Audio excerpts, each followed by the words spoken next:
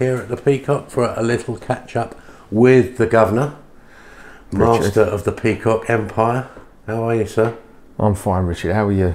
Very good, very good. There's only one place to start, obviously. Okay. Is the standing room only. I know it's not the first show by a mile that the Peacock have done, but it's the first of this new sequence. No, and it took place at the gym on Saturday. There was 4 fights. Tell us how you came up with the concept, or what inspired you to, to come up with this sort of afternoon, these afternoon shows of entertainment. Well, to be fair, it's something that we'd spoke about, Tony and myself, but Tony probably pushed it forward more. You had the idea years ago, didn't you? Yeah, we had spoke about it, but I think looking at the boxing and what's been going on, we spoke about what would be the best time, and to actually set boxing up, and where there was a, how shall I say, like a void that wasn't being filled. So when we spoke about it, we had a meeting, we said Saturday would be a good time if we could try and do it before the football, in between the 2 games. That was why we went on a Saturday, and then obviously we had the venue, which is one of our warehouses, which we converted for the boxing. So that wasn't in the original plan. Years ago you were thinking of some sort of theatre sort of type place. Well, to be fair, at the beginning we tried to, when we first spoke about it, we was going to try and build an actual venue Pacific for that. Wow, yeah. But it didn't work out with the planning anyway. That's a long story. I don't want to bore you about that because we're still in the process of that. But we could have had the Canning Town Arena. Exactly. We would have had a nice one. That was early days. That was like when the lottery first came about. We tried to get some lottery funding for it, and build something in the park, which is local to us, which is Kirardi Park. But again, I'm drifting off what you just asked me. So anyway, going back, the Saturday shows we thought would be the best time to do it, and then what Tony done, excuse me, he went around and spoke to all our friends and people who we work with about sponsorship, so that we could try and cover the shows rather than the boys trying to cover the shows with the ticket sales. Obviously 2 reasons for that. One is the venue isn't big enough to cover the purses, and 2, most of the boys who we're going to have on them shows can't cover their own purses, which is like a big factor really, because on a lot of the smaller shows today, what they're doing, and no disrespect to the promoters, because you can only do what you can do, and if it's getting the boys out, it's getting them out. But a lot of the kids today have to sort of sell tickets, cover their own purse, pay some money into the house, and also pay something for their opponent. So it's quite hard on them. It's too hard, in fact. It's a lot of money, isn't it? Yeah, so we looked at another format which would work, and like I say, Tony came up with the idea as if we sold advertising space on the walls to promote the shows and to promote the companies that we work with, that would cover the wages of the fighters, because obviously the venue's ours, the ring's ours, the whole setup's really we own, so it's not like we've got to rent it off someone or pay anyone. And then obviously we've got a few volunteers around us who we can always call on. We're lucky. It's a bit of a, I was thinking it's a bit of a, in some ways, a silver bullet for boxers, in fact, but for say a non-TV boxer, what's the main things they complain about? First one, tickets. Yeah. Selling enough tickets to cover the opponent. I mean, a lot of the time it's, you got to put another 1,000 or something into the house. Yep. And then sometimes you got, what's left, you got to maybe split 50-50 with the promoter. Yeah. So, and really it's difficult for even some of them to get out. With this system, and you just to reiterate what you just said, they don't have to sell tickets. They can have 25 tickets if they want. Yeah. It's not a problem. They don't have to pay anything into the house. No. Really, all they've got to do is turn up and fight. Now the key, I think, that you'll probably want to say later, is they've got to want to fight. You're not here making house fights. No, we're making good. Well, the idea is there's no house fighter, is there? No, that is the idea. There is no house fighter, whether it's one of our fighters or one of our friends' fighters. There's no house fighters, and that's the way we intended to do it, to make it work and to make it entertaining. Because, like I said, a lot of boys in the gyms up and down the country can't get on these shows for one reason or another. Maybe they can't sell the tickets, maybe they can't bring a crowd down to London or on travel, have a day off work, and there's a million permutations. But I can't speak about what other promoters want to do going forward, but I think this is something that we've got to look at, and it's got to be addressed, because it's too hard on the fighters, and if we don't get the fighters out, we as an industry, like the whole, everyone who's involved in boxing, you're not going to have the material to develop and take forward. Well, what's everyone saying at the moment? There's no opponents out there. Yeah, but you should be looking for opponents. You should be looking for fights. Yeah, it'd be nice. Would be nice. I mean, essentially, people will probably look at it and say, "How are you doing that?" Because I mean, like you say, you're not just covering wages. You got to. The board don't do it for free.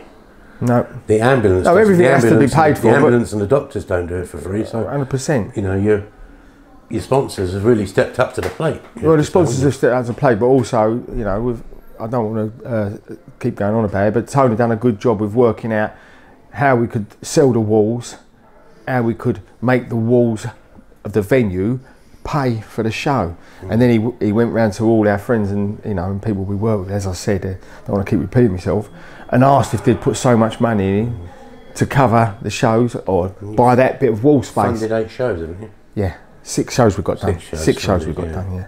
And they're all booked and paid for. All booked, done and paid for. So we're six for none, as we say. So to give people an idea of the sort of people that, I mean, you had a boy came over from Ireland with Mark Dunlop, didn't he? Good fight, wasn't it? Yeah, yeah. It was a good fight. And he had another boy, a Gary Lockett boy. Yes, he trains in Cardiff, but he's from Trowbridge. Is that where he's from? Trowbridge? I wasn't sure where he's from. Yeah, from Trowbridge. So I mean, apparently he doesn't sell a lot of tickets. So again, it was a good fighter. Great boost for him. Yeah, but what a good fighter. Yeah. And you had a couple of debut boys, and you had your boy on debut. Yeah, I think his name was Mo. We call him Mo. Ajit, yeah. And from Finland. He was in a tough fight, wasn't he, for a Great debut? Fight, yeah. That wasn't his debut. That's his second fight. Oh, was it? Actually, okay. yeah. But we had, you know, well, I say we, Eddie, the matchmaker, who've done a really good job. We had a pull out, and he got him someone. So fair play to him, and he come down to fight. So, you know, it made the show, and it does make the show. It's like I said to you on Saturday, the young lad who made his debut. Yeah, from Dagenham. Kerim Egias, wasn't it? I mean, he said to me afterwards, he said, all I had to give him was my bank details. He didn't give us his PIN number.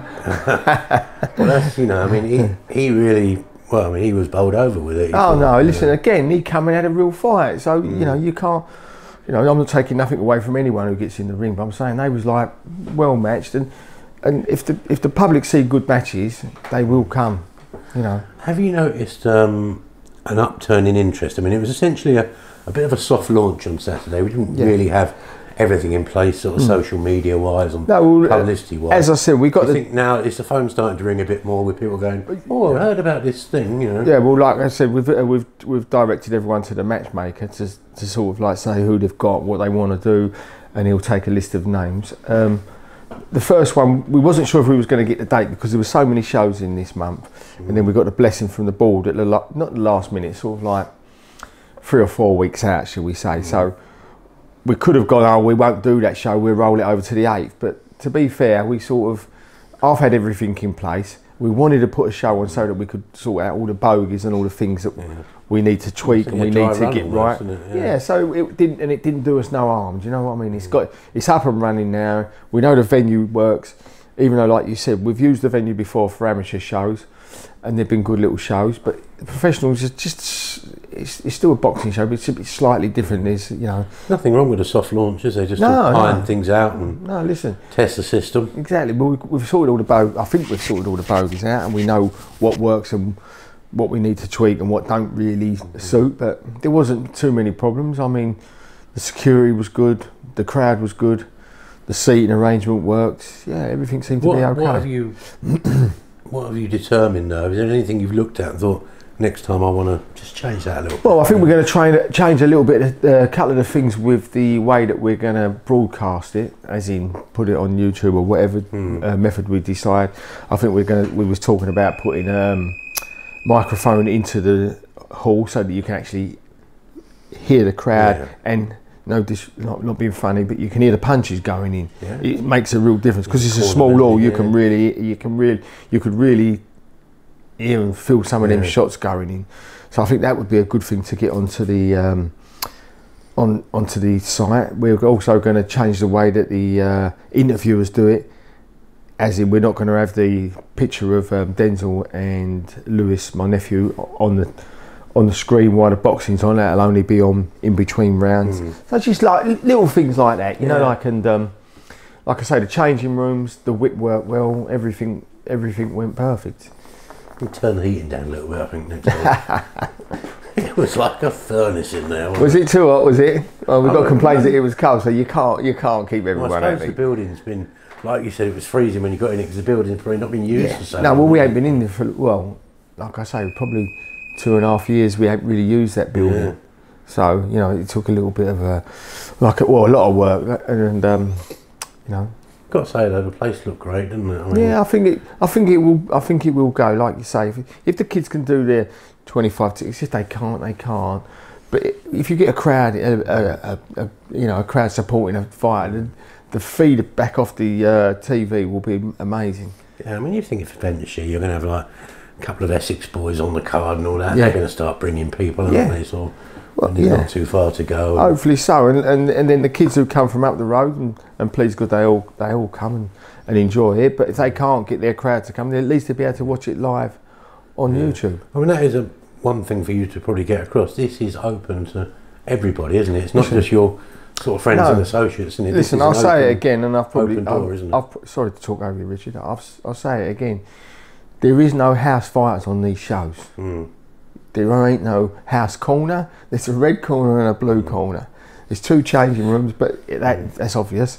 And we're not looking to say, oh, give us a squeeze because it's the house fighter. It's just they're good fights. As you see, the last fight, you know, could have been a draw. But managers, trainers, whoever should just get in touch and get in touch with Eddie Muskrat. I'll give you his number if you want. Right, let's move on just briefly. There's a big fight coming up at the Copper Box, April 15. Young Denzel back in the thick of it, defending his British title. Kieran Smith. Assess the fight for me. Oh, well, I think Kieran's a very good fighter. I think that, and we've been speaking about Denzel. We've watched quite a bit of him, and I think like when he lost, the fight that he did lost was in lockdown. Troy, wasn't it? Yeah, I mean Troy's a good fighter and all, and he's a good puncher. But there was a lot of strange results in the lockdown, and I'm not making that excuse for anyone who lost in the lockdown or anyone who won taking their win away from him. But it was just a strange time, wasn't it? So he may have got caught cold.